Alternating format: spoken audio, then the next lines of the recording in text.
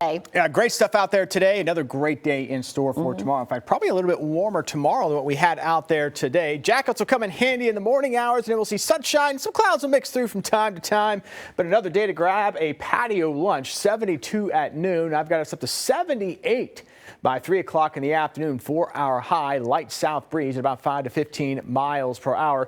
Temperatures, though, will be down into the 40s to at least start things out in the morning, and then we'll work our way up into the 70s for those highs. Maybe somebody makes a run to 80 south of I-40, but most of us probably stay mid to upper 70s during the afternoon. And through the evening hours tomorrow should be nice and comfortable, and even a little warmer than what we'll have out there this evening. Still probably into the 60s as we head toward 10 o'clock tonight. Of course, tonight we are keeping an eye on that potential to see the northern lights. Still some questions, though, whether or not they will be visible. For more on that, though, certified meteorologist Brandon Woolley breaking that down. Brandon, fingers are crossed tonight.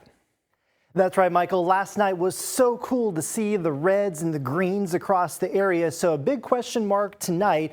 They could be visible if all the conditions come into play just correctly over the next couple of hours. So the best viewing will be, of course, away from city light pollution with long exposure photographs. So here's how it all works with the solar storm here. So we have on occasion the sun will emit a lot of charged particles than normal, and that comes towards planet Earth. And then during a solar storm, these extra charged particles can reach our poles. And when we have the collisions coming down in throughout our atmosphere, colliding with the oxygen and nitrogen, that's when we get those colors. And that's exactly what we saw last night across the area.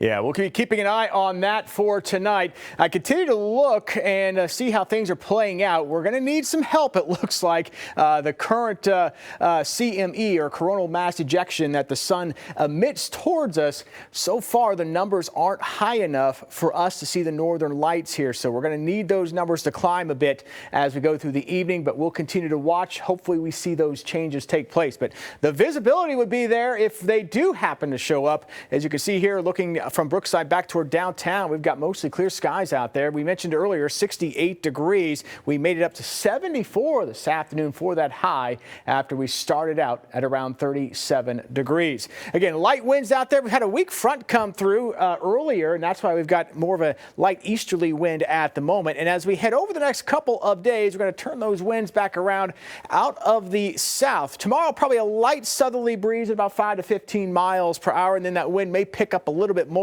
as we go into Friday. That'll really help temperatures warm up. So we'll notice the bump in temperature tomorrow, but maybe even a little bit more on Friday. In our current forecast, has the high around 80 on Friday. That would break a record for the date. The record is 79. That was set back in 2020. And the high, we're forecasting of 83 for Saturday.